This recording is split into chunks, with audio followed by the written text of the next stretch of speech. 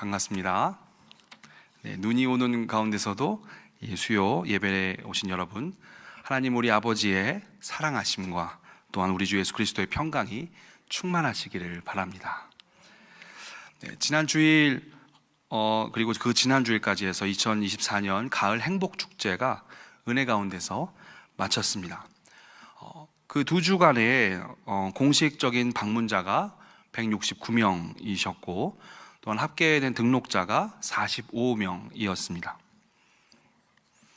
여러분은 잘 놀라지 않으시지만 와우리 교회에서 두 번의 행복축제를 경험한 저에게는 이 모든 일들이 참 감사하고 또 감동적인 결과였습니다. 와우리 교회 성도분들이 이 영혼 구원을 향한 노력과 이 헌신에 하나님께서 이 정도의 열매를 참 주셨구나 하는 사실에 참 감사하고 찬양을 올려드리는 그런 시간이었습니다. 특히 저에게 이번 행복축제는 복음 제시가 있는 행복축제였습니다. 담임 목사님의 설교 시간에도 복음에 대한 깊은 말씀을 들을 수 있었고 영접 기도도 있었죠. 또한 개인적으로도 복음을 전하셨다라고 하는 이야기를 들을 수 있는 이번 행복축제였습니다. 한 분은 지금 교회에서 지금 일어나고 있는 전도폭발 팀을 통해서 듣게 되었는데요. 비교적 근거리에 계신 부모님을 이제 행복축제에 모시고 오셨다고 합니다. 복음에 대한 말씀과 또한 예수님을 영접하는 기도가 선포되는 이 예배의 자리에 참석하신 이후에 교회 밖 식당에 가셔서 맛있는 식사를 하시고 다시 교회로 모시고 오셔서 전도폭발 팀과 함께 개인적으로 복음을 듣는 시간을 가지셨다고 합니다.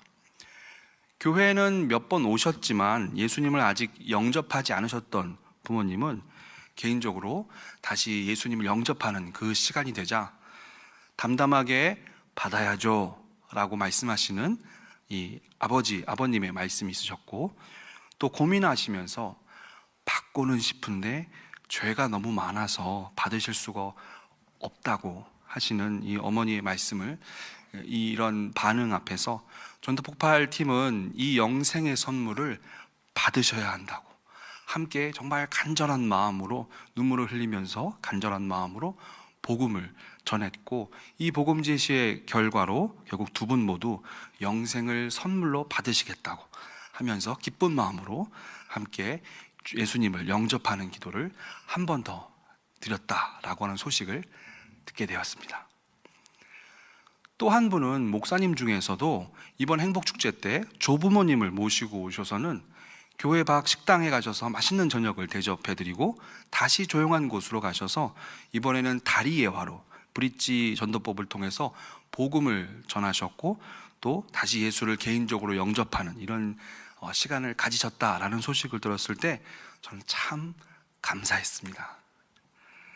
단순히 교회를 방문하고 또한 예배에 참석했다라는 것만으로 정말 감사하고 기쁜 일인데, 교회의 존재 목적인 예수를 전하고 그리고 예수께서 나를 위해서 우리를 위해서 하신 일들을 전하며 또한 이 예수를 믿어야 한다고 복음을 전했던 이 일들이 이 와우리 교회를 통해서, 특별히 이번 행복축제를 통해서 일어났다는 소식은 참 기쁘고 감사한 마음이 일어나게 하는 그런 일이었습니다. 이 며칠 동안 들었던 이 몇 개 안 되는 소식만으로도 저는 이렇게 기뻤는데, 제가 알지 못하는 교회의 여러 가지 여러 기적과 같은 일들을 모두 다 아시는 하나님께서는 얼마나 기뻐하시고 마음으로는 춤을 추시고 계시겠습니까? 이렇게 이번 행복축제 기간 동안은 이 공동체 가운데 복음이 제시되었고 또한 복음이 받아들여졌습니다. 그렇다면 우리는 이제부터 어떻게 해야 될까요? 예수를 영접하고 복음을 받아들인 이후에 우리의 삶은 어떻게 변화된 것이고 그리고 어떤 방향으로 나아가야 하는 것일까요? 오늘 히브리서 10장 19절에서 25절 말씀을 통해서 우리가 나아가야 할 방향에 대해서 함께 알아가보자 합니다. 우리 히브리서 10장 19절 말씀 함께 읽어보시겠습니다. 그러므로 형제들아, 우리가 예수의 피를 힘입어 성소에 들어갈 담력을 얻었나니. 19절의 첫 단어는 그러므로입니다. 이것은 히브리서 8장부터 10장까지의 내용을 요약했다라는 의미인데요. 예수께서 자기 피로 단번에 영원한 제사를 드리셨기 때문에 구약시대의 이스라엘 백성과 같이 혹시라도 내 안에 어떤 해결되지 못한 죄가 있을지도 모른다는, 그래서 하나님께서 나를 싫어하실지도 모른다는 그런 두려움과 주저함을 가지고 하나님을 대면하는 것이 아니라 예수의 피를 힘입어서 나의 모든 죄를 대신 짊어지시고 그리고 그 값을 치르신 예수의 피를 힘입어서 담대하고 기쁜 마음으로 하나님 앞에 나아갈 수 있다라는 이 사실을 요약해서 19절부터 다시 한번 설명을 하고 있죠. 19절 말씀을 다시 한번 찬찬히 살펴보자면 우리가 예수의 피를 힘입어서 예수께서 십자가에서 흘리신 그 보혈을 의지하여서 성소에, 거룩하고 구별된 성소에, 그리고 1년에 한 번 대제사장만이 들어가는 지성소에 들어갈 담력, 즉 담대함을 얻었다라고 19절 말씀은 말씀합니다.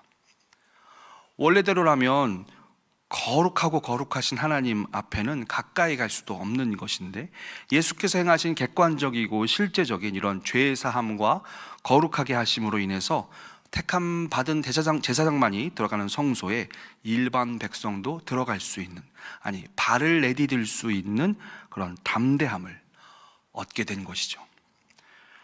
19절의 한 단어 한 단어가 너무나 중요한 의미를 가지지만 히브리서 20절에서는 그 중에서 들어감, 19절 말씀에서 들어감이라는 이 단어가 가진 중요성을 강조하기 위해서 이 들어감을 한 번 더 설명합니다. 우리 20절 말씀 한 번 더 읽어보시겠습니다. 그 길은 우리를 위하여 휘장 가운데로 열어놓으신 새로운 살 길이요 휘장은 곧 그의 육체니라.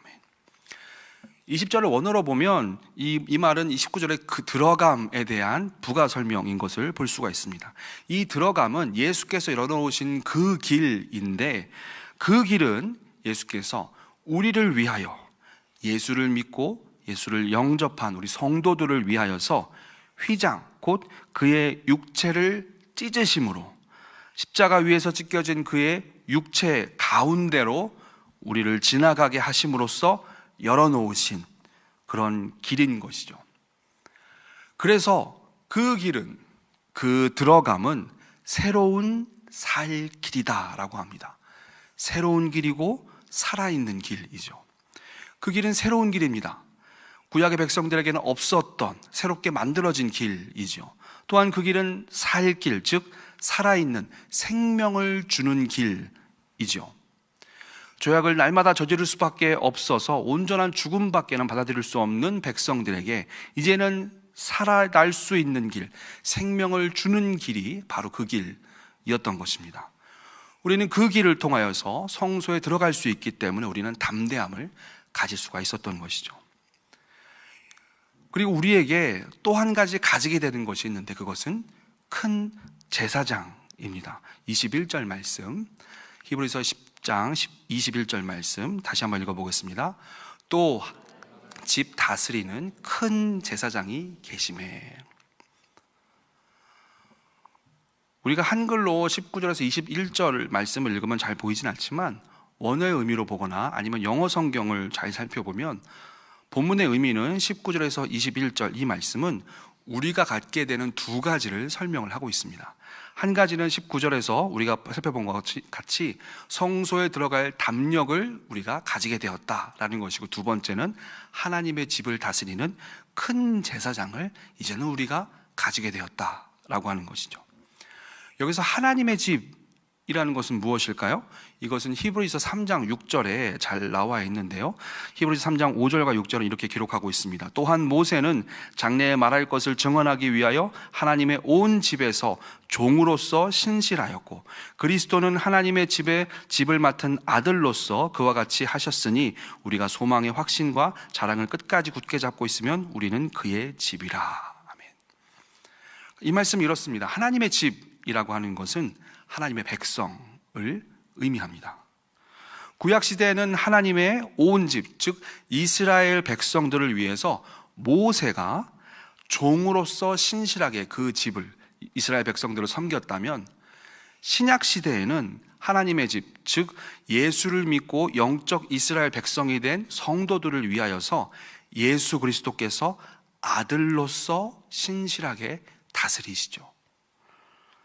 그러니까 예수님은 십자가에서 죽으심으로써 단순히 우리에게 생명을 구원하는 그런 길을 열어주실 뿐만 아니라 다시 부활하시고 승천하심으로써 우리를 다스리시는 큰 제사장, 지금도 우리를 다스리시는 큰 제사장으로서 지금도 우리를 통치하시고 다스리시고 계신 것입니다.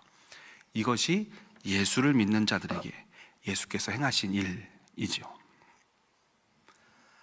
십자가에서 우리를 대신하여서 피 흘리신 제사장이자 제물 되시는 예수님으로 인하여서 이 예수를 믿음으로 영접함으로 우리에게 이러한 일이 벌어졌으니 이제는 우리가 어떻게 해야 될까요? 어떻게 살아야 될까요? 오늘 말씀은 세 가지를 권면하고 있습니다. 첫 번째 권면인데요. 첫 번째 권면은 한번 따라서 읽어보시겠습니까? 하나님께 나아가자. 하나님께 나아가자. 22절은 하나님께 나아가자라고 권면을 합니다. 우리 22절 말씀 함께 읽어보겠습니다. 우리가 마음의 뿌림을 받아 악한 양심으로부터 벗어나고 몸은 맑은 물로 씻음을 받았으니 곧 마음과 온전한 믿음으로 하나님께 나아가자. 아멘. 여기서는 마음이 있고 몸이 등장합니다.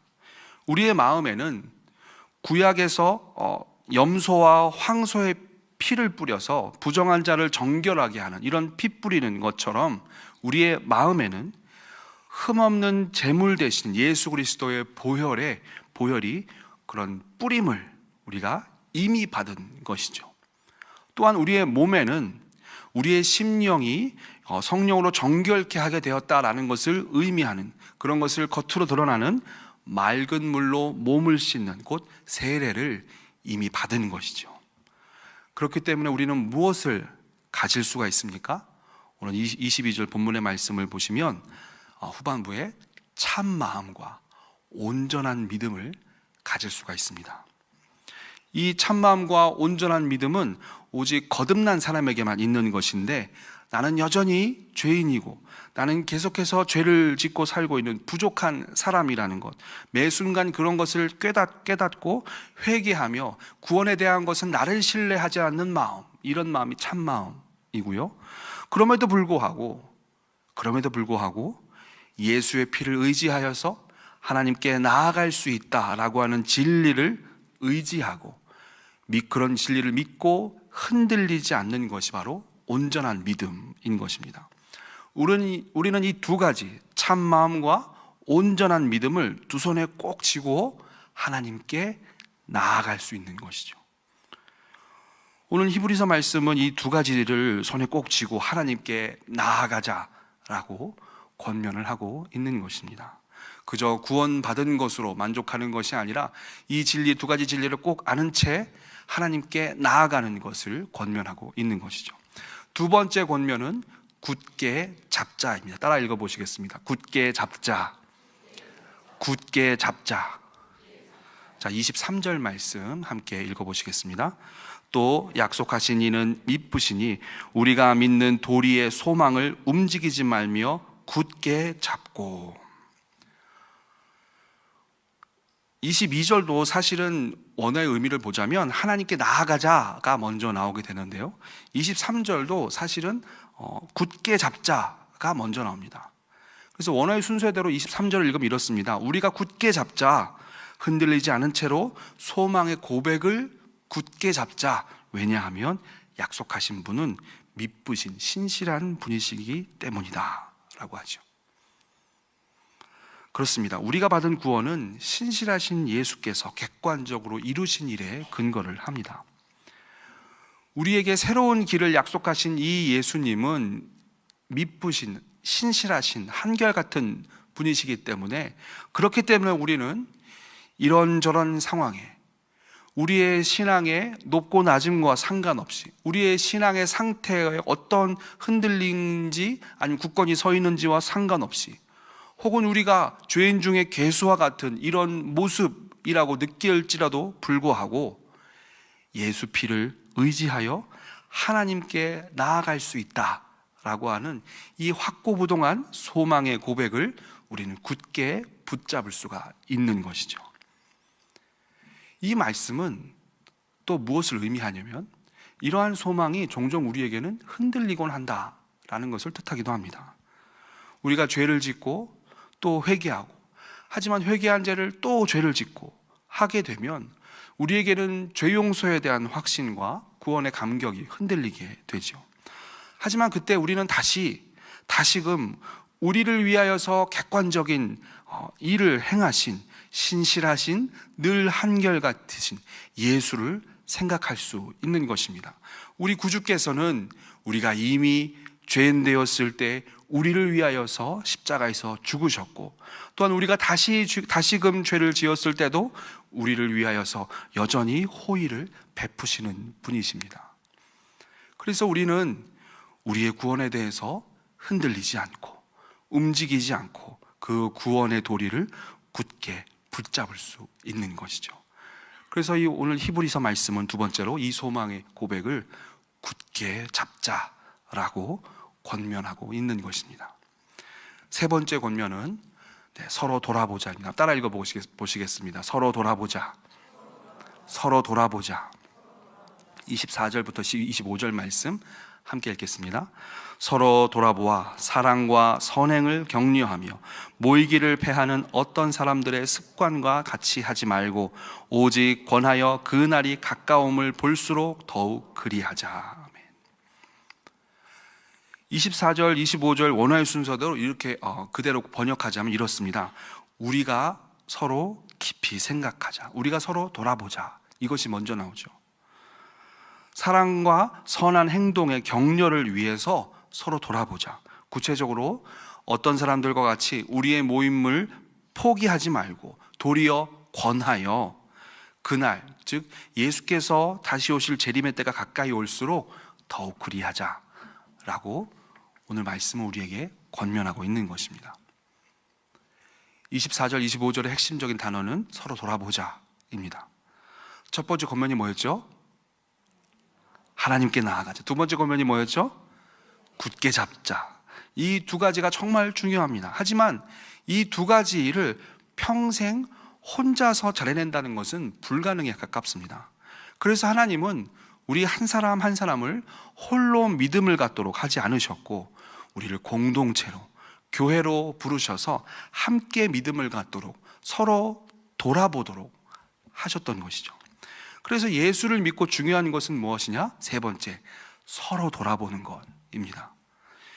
서로의 믿음과 신앙의 상태를 솔직하게 들여다보는 것이죠. 요즘 나의 환경에 의해서 시시각각 달라지는 나의 믿음 상태를 내어 보이고, 또 요즘 환경에 따라서 달라지는 상대방의 신앙의 상태를 돌아보는 것. 이 돌아봄을 오늘 말씀은 권면하고 있는 것입니다. 근데 이 돌아본다는 것은 구체적으로 뭘 의미하는 걸까요? 이 돌아봄은 오늘 말씀에서 보니까 격려로 표현됩니다. 우리 옆에 계신 분들을 한번 바라보시면서 이렇게 말씀해 보시겠습니다. 잘하고 계십니다. 다른 분 보시면서 앞으로 더 잘하실 것입니다. 앞에 있으면 혼자 계신 분이 어떤 분인지 다 보입니다. 혼자 계시면 안 된다는 것이 오늘 말씀의 핵심입니다. 자, 찾아가시더라도 뒤를 돌아보시고 하시죠. 자, 누구나 다 넘어질 수 있습니다. 같은 분만 하시면 안 됩니다. 다른 분도 하셔야 됩니다. 저도 그랬습니다. 성령께서 함께 하시니 일어날 수 있습니다. 이렇게 격려하는 것이죠. 이렇게 다시 한번 내 이웃에게 내 이웃을 가족을 사랑할 수 있도록, 또 다시 한 번 더 믿음 가운데서 선한 행위를 할 수 있도록 격려하는 것, 그것이죠. 하지만 모든 교회가 이렇게 격려와 서로 돌아보는 것이 늘 이루어졌던 것은 아닙니다. 25절 말씀을 보면 반대의 경우도 있었는데요. 어떤 사람들은 모이기를, 그러니까 교회에서 모여서 서로의 신앙을 나누고 체크하는 그런 경건한 교제의 모임을 습관처럼 포기해버리고 서로 뇌버려 두고 너는 너대로 나는 나대로 그렇게 각자 살아나가는 삶의 방식을 택했었습니다. 하지만 오늘 말씀은 그래서는 안 된다 라고 말씀합니다. 그날이 가까울수록, 예수께서 재림하시는 그날이 하루하루 다가올수록 우리는 오직 서로 권하여서, 즉 서로가 상대방에게 영적 상태에 대해 서로 충고를 해주고 그렇게 살면 안 됩니다. 더 잘할 수 있습니다. 함께 힘내보십시다 라고 권하면서 그렇게 우리에게 사랑이 있는지, 우리 가운데 선한 행동이 있는지 서로 돌아보고 점검하고 잘할 수 있다고 다시 한번 힘내자고 서로 격려하시면서 그렇게 돌아보는 일들이 필요한 것이죠. 그래서 오늘 말씀은 세 번째로 서로 돌아보자 라고 권면하고 있는 것입니다. 말씀을 정리하겠습니다. 주께 사랑하시는 와우리 교회 성도 여러분, 오늘 말씀은 우리를 위해서 십자가에서 피 흘리신 예수를 믿은 이후에 우리에게는 두 가지가 생겼다, 두 가지를 얻게 되었다라고 말씀합니다. 첫 번째는 성소에 들어갈 담대함이 얻게 되었고, 두 번째는 우리 공동체를 다스리시는 예수님이라고 하는 큰 제사장을 얻게 되었습니다. 우리는 이 진리를 의지하여서 우리에게 세 가지를 권면하고 있는데요. 첫 번째는 하나님께 나아가자, 두 번째는 굳게 잡자, 세 번째는 서로 돌아보자 라고 권면하고 있습니다. 행복축제 이후에 우리가 해야 할 일도 바로 이 세 가지입니다. 서로 돌아보시면서 우리의 믿음의 내용을 굳게 잡으면서 함께 하나님께로 나아가는 것이죠. 우리 공동체, 교회 공동체에게는 이번 행복축제 기간을 통해서 169명의 방문자와 45명의 새로운 새 가족을 주셨습니다. 우리는 그들에서 어떤 사람들이 습관처럼 하는 듯이 늘 그렇듯이 그렇게 관심을 두지 않고 포기해버리고 내버려 두는 것이 아니라 오직 권하여 서로 들여다보고 돌아봐야 하는 것이죠. 와우리 교회의 사명이 무엇입니까? 뒤에 있습니다. 네, 와우리 교회 사명이 뭐라고 써 있죠? 한번 읽어볼까요? 우리는 제자가 되어 그리스도의 공동체를 세운다입니다. 그렇습니다. 우리는 생명의 예수를 전하는 제자입니다. 그렇다면 우리는 생명의 예수를 전했다면 뭘 해야 할까요? 그리스도의 공동체를 세워야 하는 것이죠. 서로 돌아보아서 그리스도의 공동체가 세워지도록 힘써야 하는 것입니다. 우리 교회를 방문한 이 태신자들과 또한 새가족분들에게 새 생명반을 권면하고, 또한 가정교회 모임에 오시라고 초청하고, 무엇보다 찬양과 말씀이 있는 예배, 주일 예배에 참석하시라고 권유함으로써 서로 돌아보고 그렇게 격려하고 하나님께 함께 나아가는 여러분 되시기를 우리 주 예수 그리스도의 이름으로 간절히 축원합니다.